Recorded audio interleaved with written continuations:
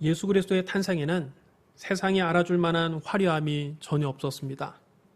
평범한 목수였던 요셉이 신실한 처녀 마리아와 약혼을 했는데 그들이 결혼하기 전에 마리아가 잉태한 사실을 알게 됐습니다. 이 일은 요셉에게 큰 충격이 아닐 수 없었습니다. 마리아에 대한 배신감 때문에 요셉은 며칠 동안 잠을 이루지 못했습니다. 마침내 요셉은 마리아와 약혼을 파기해야 되겠다고 마음먹었습니다. 그런데 꿈에 하나님의 사자가 나타나서 분명하게 말해주었습니다. 다윗의 자손 요셉아, 네 아내 마리아 데려오기를 무서워하지 말라. 그에게 잉태된 자는 성령으로 된 것이라. 아들을 낳으리니 이름을 예수라 하라. 이는 그가 자기 백성을 그들의 죄에서 구원할 자이심이라. 요셉은 천사의 말을 듣고 마리아를 데려다가 아내로 삼았지만 아이를 낳을 때까지 동침하지 않았습니다. 그런데 바로 그때 로마의 황제 아구스도는 영을 내려서 로마 제국 치하에 있는 모든 백성들로 하여금 각자 본적지로 가서 호적을 하도록 했습니다. 정확한 인구조사를 해서 세금을 징수하려는 목적이었습니다. 하지만 이는 하나님의 섭리였습니다. 미가 5장 2절에 이렇게 예언되어 있습니다. 베들레헴 에브라다야, 너는 유다 고을 중에 작을지라도 이스라엘을 다스릴 자가 너에게서 내게로 나올 것이라. 그의 근본은 상고에 영원에 있느니라. 베들레헴은 유다의 고을 중에 가장 작은 고을입니다. 그럼에도 이곳에서 이스라엘을 다스릴 자가 나올 것이라는 말씀입니다. 그런데 그의 근본은 상고에 영원에 있다고 했습니다. 다시 말하면 그는 영원 전부터 계신 하나님의 아들이라는 뜻입니다. 하나님의 아들이 이 땅에 오실 때 유다 고을 중 가장 작은 베들레헴에서 났을 것이라고 했습니다. 베들레헴은 떡집이라는 뜻을 가지고 있습니다. 이 예언의 말씀은 현실로 이루어졌습니다. 요셉은 다윗의 자손입니다. 다윗이 베들레헴에서 태어났으므로 요셉의 본적지는 베들레헴이 됩니다. 요셉은 마리아와 함께 호적을 하러 베들레헴으로 가야만 했습니다. 이때 마리아는 이미 해산할 날이 가까이 와 있었습니다. 마리아의 몸이 무거웠기 때문에 요셉은 마리아를 나귀에 태우고 천천히 베들레헴으로 향해 나아갔습니다. 그런데 베들레헴에 도착해 보니 그 작은 동네 여관들은 먼저 온 사람들로 이미 만원이었습니다. 날은 저물고 마리아의 진통이 시작됐는데 묵을 방이 없었습니다. 요셉은 한우 수 없이 마리아를 허름한 한 여관의 마구간에서 해산하게 했습니다. 그리고 마리아가 해산하자 아기를 강보로 싸서 구유에 누였습니다. 하나님의 아들 예수 그리스도는 바로 이렇게 포대기에 쌓여 구유에 누이게 됐습니다. 하나님은 왜 그의 독생자 예수 그리스도를 태어나자마자 구유에 누이게 했을까요? 하나님께서 하신 일에는 의미가 없는 일은 하나도 없습니다. 구유는 짐승의 밥그릇입니다. 예수 그리스도를 2000년 전 떡집 베들레헴의 구유에 누이신 것은 모든 사람에게 생명의 떡이 되도록 하신 겁니다. 예수님은 생명의 떡으로 이 세상에 오셨습니다. 요한복음 6장 48절로 51절에서 예수님은 친히 말씀하셨습니다. 내가 곧 생명의 떡이니라. 너희 조상들은 광야에서 만나를 먹었어도 죽었거니와 이는 하늘에서 내려오는 떡이니 사람으로 하여금 먹고 죽지 아니하게 하는 것이니라. 나는 하늘에서 내려온 살아있는 떡이니 사람이 이 떡을 먹으면 영생하리라. 내가 줄 떡은 곧 세상의 생명을 위한 내 살이니라. 예수님은 영의 양식으로 우리에게 오셨습니다. 하나님이 태초에 인간을 창조하신 후에 첫사람 아담에게 말씀하셨습니다. 선악을 알게 하는 나무 열매를 먹지 말라. 네가 먹는 날에는 반드시 죽으리라. 어떤 사람은 이런 질문을 합니다. 성경에는 선악과를 먹지 말라, 먹으면 반드시 죽으리라고 했습니다. 아담과 하와가 선악과를 따먹었으니 죽어야 하지 않습니까? 그런데 그들은 선악과를 먹고도 900년을 넘게 살았으니 하나님의 말씀이 거짓된 것 아닙니까? 그러나 이것은 하나만 알고 둘을 모르는 사람의 질문입니다. 하나님께서 사람을 지으실 때 흙으로 사람을 지으시고 그 코에 생기를 불어넣어 주심으로 생명이 되게 하셨습니다. 그러므로 사람은 영적인 존재입니다. 사람의 실체는 영입니다. 육체는 영과 마음을 담고 있는 흙집에 불과합니다. 하나님께서 선악을 알게 하는 나무 열매를 먹는 날에는 정령 죽으리라고 하신 것은 흙집을 보고 말씀하신 것이 아니라 그 속에 살고 있는 주인, 곧 영에게 하신 말씀입니다. 아담과 하와의 영은 곧 죽었습니다. 그러나 죽었다고 해서 아주 없어지는 것은 아닙니다. 영이 죽었다는 것은 영의 활동이 그친 것을 말합니다. 우리 육체가 죽었다고 해서 당장 우리 눈앞에서 육체가 사라지는 것은 아니지요. 육체 활동이 멈추는 것이 죽음입니다. 마찬가지로 영이 죽었다는 것은 영의 활동이 멈추는 것을 말합니다. 우리의 영은 하나님과 교제합니다.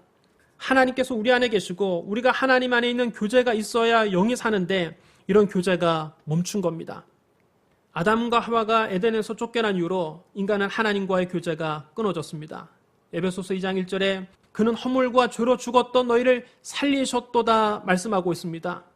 우리는 모두 허물과 죄로 말미암아 죽었던 사람들입니다. 우리는 하나님과 교제할 수 없으며 육체가 무너지면 불과 유황으로 타는 못에 떨어질 수밖에 없는 비극적인 존재였습니다. 그런데 이렇게 죽은 우리를 살리기 위해서 하나님의 아들 예수 그리스도께서 육신의 몸을 입고 이 땅에 오신 겁니다. 예수님은 태어나자마자 짐승의 구유에 누이셨습니다. 이것을 곰곰이 생각해 보면 참으로 의아합니다. 구유는 짐승의 밥그릇이 아닌가? 그렇다면 예수님께서 짐승의 양식으로 오신 것일까? 성경은 말씀합니다. 존귀하나 깨닫지 못한 사람은 멸망하는 짐승과 같도다. 예수님은 자기의 실상을 깨닫지 못하고 짐승처럼 멸망할 수밖에 없는 우리들에게 생명을 얻게 하는 양식으로 이 세상에 오신 겁니다.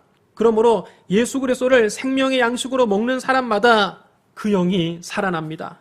예수님은 이를 위해서 십자가를 지시고 거룩한 피를 흘리셨습니다.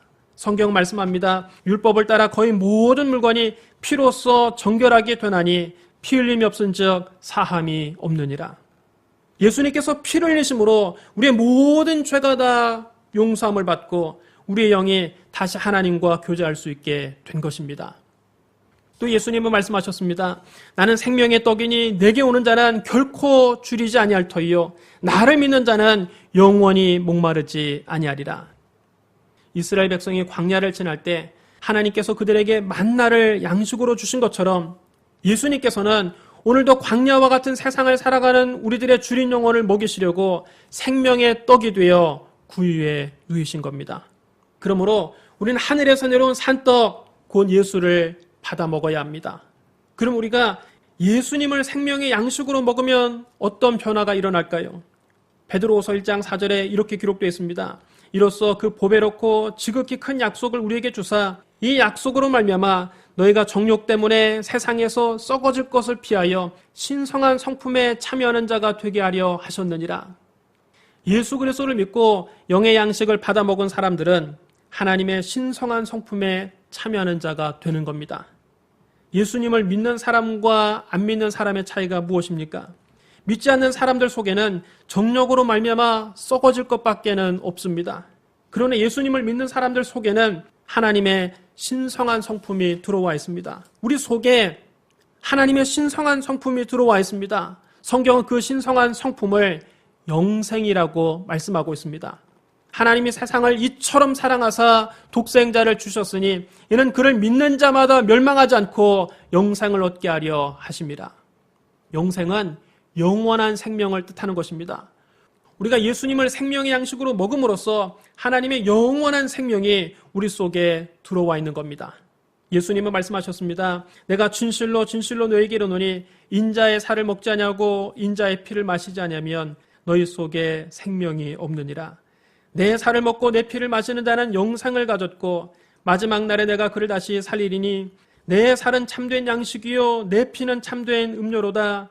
내 살을 먹고 내 피를 마시는 자는 내 안에 거하고 나도 그의 안에 거하나니 살아계신 아버지께서 나를 보내심에 내가 아버지로 말미암아 사는 것 같이 나를 먹는 그 사람도 나로 말미암아 살리라. 이것은 하늘로서 내려온 떡이니 조상들이 먹고도 죽은 그것과 같지 아니하여 이 떡을 먹는 자는 영원히 살리라. 계란에는 두 종류가 있습니다. 유정란이 있고 무정란이 있습니다. 유정란은 암탉이 수탉과 교미를 해서 생성한 달걀이고 무정란은 암탉의 난소에서 스스로 만들어진 달걀입니다. 유정란은 수정된 달걀이고 무정란은 수정되지 않은 달걀입니다. 겉모양은 똑같습니다. 전문가가 아니면 유정란과 무정란을 잘 구별할 수 없습니다. 우리 눈에는 똑같은 계란으로만 보입니다. 하지만 큰 차이가 있습니다. 유정란은 암탉이 21일 동안 품고 있으면 거기서 병아리가 껍데기를 까고 나옵니다. 그러나 무정란은 암탉이 21일 동안 품고 있어도 아무것도 나오지 않고 오히려 썩어버립니다.